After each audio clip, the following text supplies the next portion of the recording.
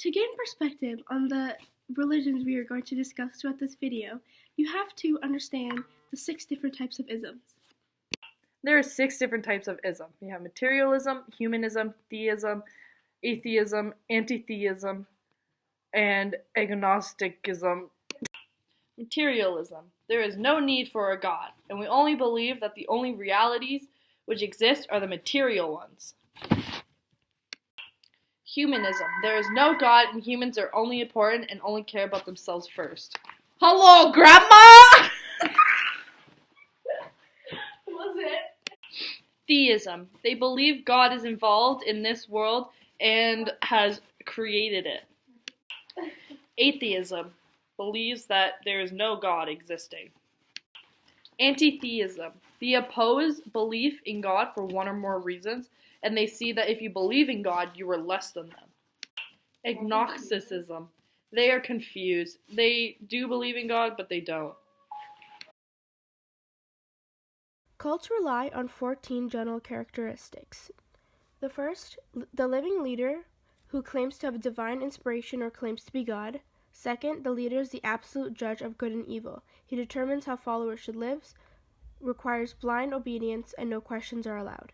Third, leaders live in a luxurious lifestyle while the followers accept poverty.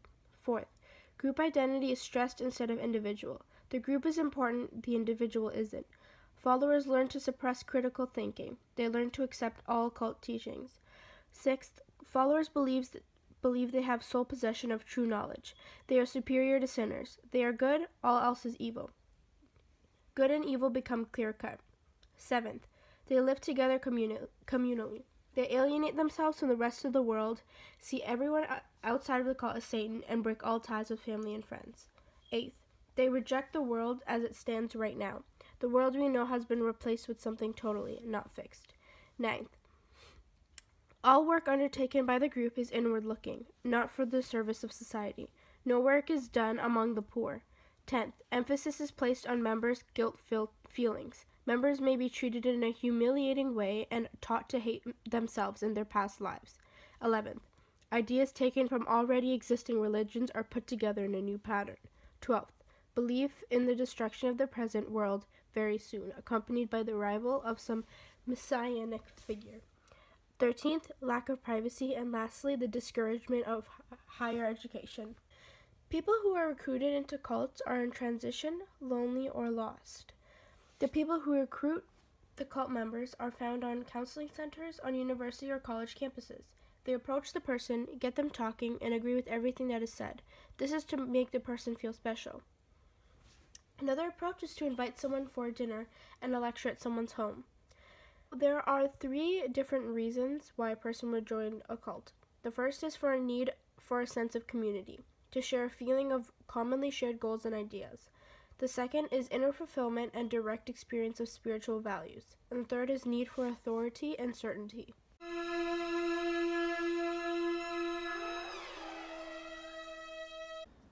Wicca! That's not Wicca. Yes, it is. We worship Satan. No, we don't. We worship nature. All hail the star. You're right. This isn't Wicca. Exactly. Wicca worships nature, and we create rituals in the forest. Come in. We like to be in here. It's our safe spot. We don't cast spells, but we have rituals. They're different. We love our essential oils. Hail Wicca, Wicca, Wicca, Wicca. Wicca. First one. Come inside. Let's go, friends. Wicca is also known for our festival Yule, which is solstice night. In Hinduism, the 3 biggest gods are Brahma, Vishnu, and Shiva. Brahma is the creator, Vishnu is the preserver, and Shiva is the destroyer. Hinduism is also a big believer in reincarnation, the form which any living thing assumes in this Maya, unreal, life of sense and feeling. Time and space is determined by the karma, or accumulation of good and evil of its previous life. Each creature has its own dharma, or religious duty which it must follow in order to gain merit. Man, for example, must live righteously according to his station in life, which is defined as his caste. Whatever karma he accumulates determines whether he will be reborn in a higher or lower caste, or indeed as some lower form of life such as a dog, crow, worm, or whatever. Hindus believe that life essentially is suffering brought on by the individual by his own actions and ignorance. He can escape only by breaking samsara, the tedious cycle of rebirth that holds him in bondage, and by merging his own Atman with the Paramatman. This freedom or release from the limitations and difficulties of earthly existence is called moksha, and the subsequent loss of personal identity or self in the great cosmic self is called nirvana. Hindus fall into one of 5 in the caste system, starting with the Brahmins, who are priests. Next, the Kshatriya, who are leaders or warriors. Third is the Vaishyas, who are merchants. Fourth is the Shudras, which are laborers. And then lastly, the Dalits, or oppressed, who have no job. There are specific stages of life that a Hindu must go through. For men, it starts with the Brahmacharya, the student phase. Next is marriage. Third is the forest dweller. Then fourth is renunciation, or the hermit stage. For women, first is girlhood, inauspicious. Second is the householder, the auspicious. Third is widowhood. Judaism is a religion, not a faith like Christianity and Islam. Judaism calls itself a religion by these 4 things: the faith in God, or covenant with God. Second, Torah is God's word. Third is the national ethnicity as Israelites. Fourth is the geographic location of Judea. There are 13 things that a Jew must believe. First, starting with the existence of God. Second is God's unity. Third is God has no corporeal aspect. Fourth, God is eternal. Fifth, God alone and no intermediaries should be worshipped. Sixth, belief in prophecy. Seventh, Moses was the greatest of all prophets. Eighth, all of the Torah in our possession is divine and was given through Moses. Ninth, the Torah will not be changed or superseded. 10th, God knows the actions of men. 11th, God rewards those who keep the Torah and punishes those who transgress it. 12th, belief in the Messiah will come. 13th, belief in the resurrection of the dead. Religious Jews are either Orthodox or non-Orthodox. Orthodox Jews accept the Torah and all its laws as being God's words to Moses, to be obeyed without question. Non-Orthodox Jews accept that human beings played a part in devising the laws, and they have attempted to adapt Judaism to modern life. Non-Orthodox Jews are also known as progressive Jews, depending on what country they are in. While praying, Jews will wear their skull cap, their tefillin strap, and their prayer shawl. For over 3,000 years, the religion of Egypt served its people until it was extinguished by the Christians in 395 AD. By the time Islam overran Egypt in the 7th century AD, hieroglyphics too had become as mysterious as the Great Pyramids. They were preoccupied by the idea of death more than any people in history, and spent a good portion of their life preparing for it. It was believed that each individual possessed a body and 2 souls, the Ba and the Ka. The Ba, perceived as the true soul, was shaped as a human-headed bearded bird and lived in the heart. The Ka was believed to be the person's double. Both of these souls departed the body after death and then returned to the body and escorted the body to the underworld. In order to keep the body recognizable, the ancient Egyptians used mummification. The Egyptians had over 3,000 recognized gods, and therefore they were polytheistic. Most of the early gods were in animal form. For example, Anubis, god of the dead, was a jackal. Thoth, god of wisdom, was a baboon, and Horus, the sky god, was a falcon. As Egyptians became more knowledgeable and the mechanics of nature became less mysterious, appreciation of man increased. The physical views of God were affected. Man and nature became into one. For example, Anubis became a jackal head with a human body. Egyptians believed that in order for their souls to move on, they must first be judged by Osiris and 42 other judges. It was thought that the deserving souls went to the enchanted fields, which were far to the west, or in the Milky Way, a formation resembling a heavenly Nile, while those proven unworthy were destined to a terrible fate. Those which were not devoured by savage animals were thrown into a pit of fire. There were many problems involved in the study of native culture. First, they kept no records that were written. The information was passed from generation to generation by word of mouth. Second, anyone who does not belong to the tribe is an outsider, and therefore some information would be withheld. Third, some tribal members never fully take part in certain rites because some ceremonies were too long and involved. And fourth, there are different religious traditions involving beliefs and practices of particular tribes in particular geographic locations. Common characteristics between the native religions are the belief in spirit forces. Second, manipulation of unseen forces. Third, a concern about death. Fourth, moral systems.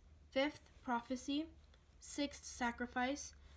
And seventh, a designated place of worship. Fetish is an object venerated as the dwelling place of a spirit. Fetishism is the belief in control over the spirits in certain objects. Aboriginals believed that life is a circle. Within the great mystery at the center, animal, bird, and fish life are integral parts of the circle of life, no less than people.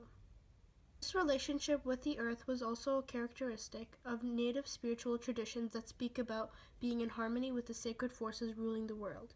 For example, many native traditions pay homage to the fours of the earth as the essential images of these sacred forces. The four directions, the four elements, the four seasons, the four ages, and the four tribes. Jesuits, or the Black Robes, were an order of missionary priests founded in 1534 by Ignatius Loyola. Their task was to attack the natives by supplanting native religious leaders with their own evangelical authority and to lead entire tribes to embrace the faith. A big part of Buddhism is yoga or meditation. Buddhism is the result of Siddhartha's enlightenment. The big concept in Buddhism is the Four Noble Truths. 1, being dukkha, life is suffering. Samudaya, we suffer because we desire. Nirodha, overcome suffering by releasing attachments. Magga, follow the Eightfold Path. The Eightfold Path consists of The right view, the right attitude, right speech, the right action, right livelihood, the right effort, the right awareness. and the right mindfulness. There are 5 precepts of Buddhism. First, try not to kill humans or animals. Try not to steal. Try to refrain from improper sexual relations. Try to not lie. Murphy, you're a good boy. And try to not drink intoxicants. Uh-oh. Confucianism is based on morality rather than laws, and it values hierarchy. The most important concept in Confucianism is that the emperor is the son of heaven. Baha'i originated in Persia, which is now Iran, where the Baha'is' faith was formed, branching off of the Islamic faith. The Baha'i faith was teaching referring back to Islam, with Muhammad being one of their main prophets, founded by Bab in 1844. The teachings of Baha'i upset governments as well as the Shiite leaders because it took concept of branching off. Baha'is teachings and concepts. Monotheist faith believe in one God, a personal God. God is too great for him to be drawn out or have a conception of him. Love and unity. The Baha'is teaching involve around these two concepts. Considering that the Baha is encouraged unity, they are now known as the second widespread faith in the world. Their holy scriptures have translated 800 different languages. We are all one. Come from one main concept of God, making us all here for the same purpose aside from religion. A religion aside, we are all equal. However, spiritually, we have different. God comes through prophets in every religion, not just the Bab or Baha'u'llah. All religions are connected in some way, making us all one and equal. Part of the Baha'i teaching at times of worship, the Baha'is encourage every religion to feel welcome into their temple, to come together and worship God all together despite of different religions. Why are you so old and wrinkly? I mean, isn't that a little rude? Well, it's true. You're like old cheese. Well, I suppose I'm so old, but I'm the oldest religion around. Really? That's so cool. What religion are you? I'm Zoroastrianism. It's a monotheistic religion founded by Zoroaster. What does monotheistic? Monotheistic means the belief in one God. So Zoroastrianism worship only one true god, Ahura Mazda. But alongside Ahura Mazda, Zoroastrians believe all sources of evil come from a spirit called Ahura. A hurry man was a man trying to make people do bad things. Like a devil and angel on your shoulder.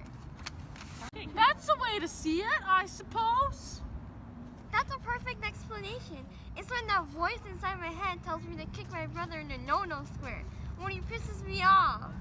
No, don't do that. Like, why would you do that? The founder of this religion was Zoroaster, a Persian prophet who wanted to purify the Persian belief system of worshipping many gods by converting man to monotheistic religion. He claimed a vision is what brought Ahura Mazda to him, the godly figure in Zoroastrianism. He asked that Ahura Mazda grant him the righteousness and power to open his fellow Persians to his faith, and with that power he would convert them. For the next 10 years, Zoroaster received criticism and failure, but after pleading to Ahura Mazda, he finally converted a cousin, a great feat for Zoroaster, which would only lead to more success.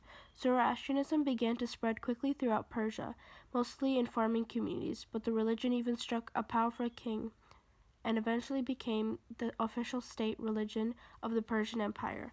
Throughout the religion's abrupt growth, Zoroaster died at the age of 77 and was unable to see its success. Zoroastrianism values the four sacred elements: fire, water, air, and earth. Zoroastrianism's main teachings is also good thoughts, good words, and good deeds. According to Zoroaster, when one died, they would find themselves at the bridge of the separator.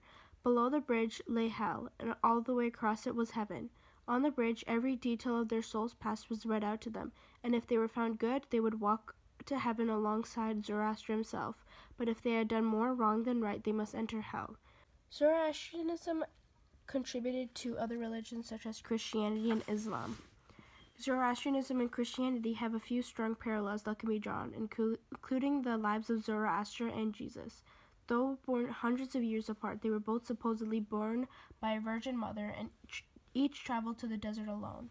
Some other parallels include the 7 angels of God in the Christian religion and the 7 immortal spirits of Zoroastrianism. Also, both religions include the concept of a final judgment occurring at the end of the world.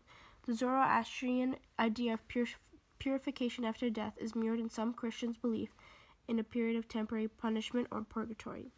Islam is yet another religion influenced by Zoroastrianism. Like Christianity, the Islamic religion shares the idea of purgatory or purification after death. The Muslims also believe in a bridge that separates good and evil souls, similar to the Zoroastrianism bridge of the separator. Hi, welcome to another dating sequence. Today we have 2 very special guests who have a lot more in common than they think. Hopefully, love blossoms today. Come on out, contestants!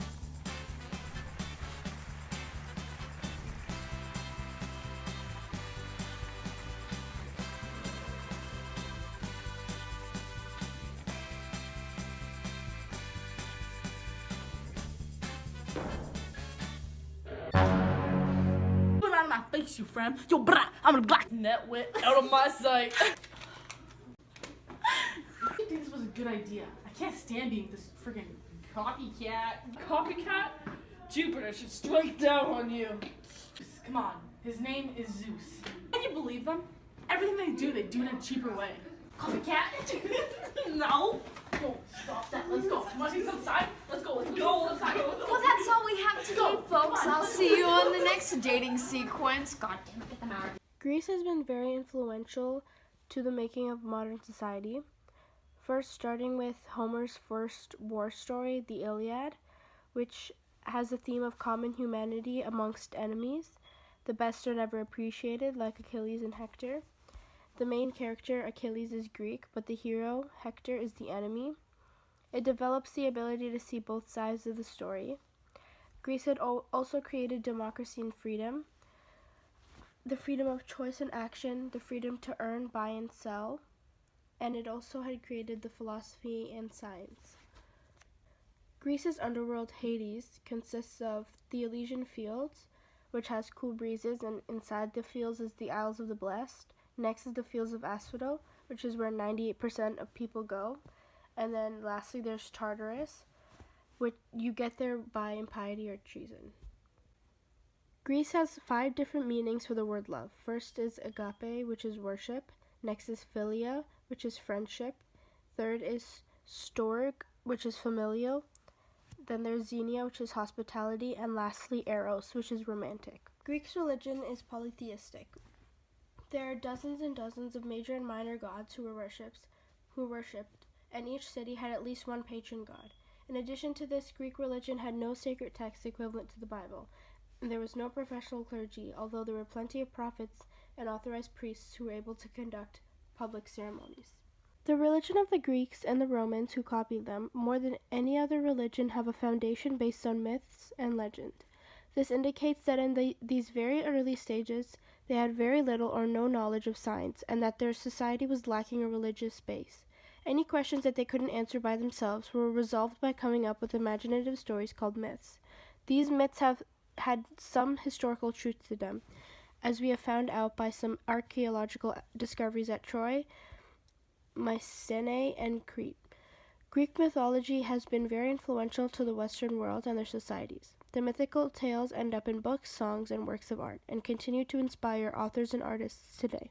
The oracles were a form of worship where Greek citizens found out what the gods wanted. Inside the shrine of Apollo in Delphi sat the prophetess, or the Pythia, who had been blessed with the power of foresight. She waited in a cave-like shrine for her next interview to start, and she was put in a trance, during which time she uttered unintelligible words. The priests that were there asked for payment from the visitor and translated the messages. What they said were generally things that could be taken in 2 separate ways, so that the oracle could still come across as infallible. These prophecies were taken so seriously that state decisions were often based upon them. The city of Rome was founded in 753 BC by 2 brothers, Romulus and Remus. The brothers had been rescued from a treacherous uncle by floating them down by the river Tiber in a basket. Their father was the god Mars, who sent a she-wolf to suckle the children until a shepherd could find them. Grown to manhood, the 2 founded a city of runaway slaves and criminals. An argument developed over who was to lead the city between the 2 brothers. To resolve the stalemate, each brother agreed to follow divine intervention to decide the matter. Each brother stood upon one of the 7 hills of Rome to await a sign. Remus was visited by a lone vulture, but soon after, Romulus was visited by 11 vultures. Remus argued that his side had come first, but was struck dead by Romulus when he leapt over his brother's incomplete defensive wall. Now, the religion of Rome consisted of the influence from Greece, Etruscan, Native, Asian, African, and Christian traditions. Augury and foretelling was taught by the Etruscans. It was said that the will of the gods could be discovered through careful ritual practices. For this, they meant observing the insides and behaviors of birds, and in particular the chicken.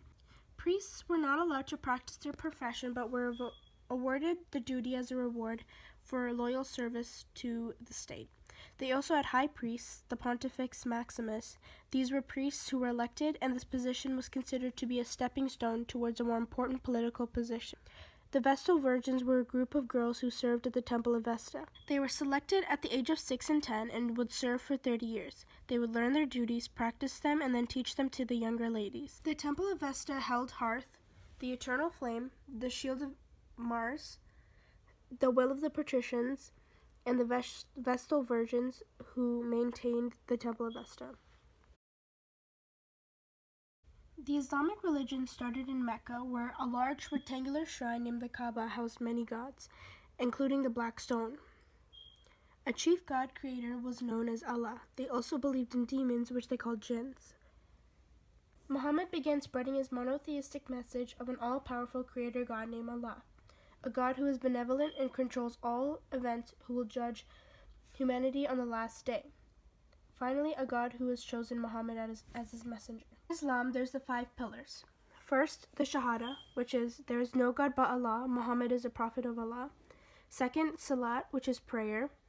Third is Zakat, which is almsgiving, or payment of tithe. Fourth is Ramadan, which is a fast, a celebration in the 9th month of the lunar calendar. Fifth is the Hajj, which is the pilgrimage to Mecca. And lastly, the 6th and unofficial Jihad, which is the holy war. There's also the 5 articles of faith. The first being there is only one God, Allah. Second is belief in a day of judgment. Third is there are 4 inspired books: Psalms of David, the Torah of Moses, the Gospel of Jesus, and the Quran. And fourth is there are 28 prophets, including Moses, Noah, and Jesus. Fifth is the belief in angels as agents of God's will. And sixth, and unofficially, is Kismet, that everything is predetermined. In 1632, Muhammad died. This marked the end of direct guidance from the Prophet. It has also marked the beginning of a major division within Islam over the question of who is qualified to lead. A majority of Muslims decided it was best to follow the examples of the Prophet, the Sunnah. Thus, 85% of Muslims became the Sunni. They established Abu Bakr to be caliph. He had been Muhammad's close advisor and father-in-law. This was disputed by the Shia, who believed that leadership should be passed along hereditary lines. They put forth Ali, Muhammad's first cousin and closest living male relative, as imam. The differences between the Sunni and the Shia Muslims are just purely political. Shia see the Sunni majority as a usurpation of Islam and the just society it could have created. Today they are moved to restore Islam more closely to the period of Muhammad. There are 4 sources of Islamic law. The Sunni recognize these 4. First is the Quran. Second, the Sunnah, what Muhammad said or did. Third, the Qiyas, which is analogical reasoning. Fourth is ijma, or consensus of the community. The Shia, in comparison, recognize the Quran, the Sunnah, and the sayings and actions of Ali and Imam. The Viking religion is a polytheistic religion, meaning that there are multiple gods. There are 5 gods. One of them is Odin, Thor, Loki, Baldur, and Freya. The first god is Odin. He is the wisest and most powerful of all the Norse gods. He is often referred to as All-Father, which means the supreme god or father of all. Thor, he is the son of Odin and the second most powerful god. He's also the god of thunder and weather. Loki, he's the trickster god. He's a killer of Baldur, and he's the father/mother of various evil creatures. Baldur, he's the son of Odin, god of light, beauty, love, and happiness, and he was killed by Loki and making him the first god to die. Vikings believe in Ragnarok, which is pretty much a day where they fight for death. Joan of Arc was born January 6, 1412, in France. In 1422, at the age of 13, Joan began having mystical visions, which she believed was from God. These visions occurred her to live a pious life and devoted herself completely to God. These visions became more vivid, and Joan began to see physical embodiment from Saint Michael and Saint Catherine. Age of 18, she led France in the victory of the war. A year later, she was burned. During the Battle of Troy, the men were hungry and fatigued. Joan motivated them to not give up, and they were going to achieve victory for just 2 more days. Her statement was proven right, and they continued the Reims, and on July 17th, 1429, Charles was crowned in Reims with Joan nearby. The biggest thing about Martin Luther was that he created a 95 Theses and nailed them to the church on All Saints' Day. He also hated indulgences, which were payments to the church to lessen time in purgatory. Martin Luther hated these because they caused corruption. He also translated the New Testament to German and was the founder of the Lutheran Church and Protestantism. So, Christianity is a monotheistic religion based on the life and teachings of Jesus of Nazareth. Christians believe Jesus, the Son of God and Savior of humanity, who is coming as the Messiah, was prophesied in the Old Testament of the Bible. The Bible is the main holy book of Christianity, comprised of 66 books in total, is split into 2 parts, the Old Testament and the New Testament. Old Testament, often called the Hebrew Scriptures, consists of Jewish books and readings and stands for the original promise with God to the descendants of Abraham in particular, prior to the coming of Jesus Christ. The New Testament is the Christian scriptures and refers to the new covenant promised between God and humanity through the death and resurrection of Jesus Christ.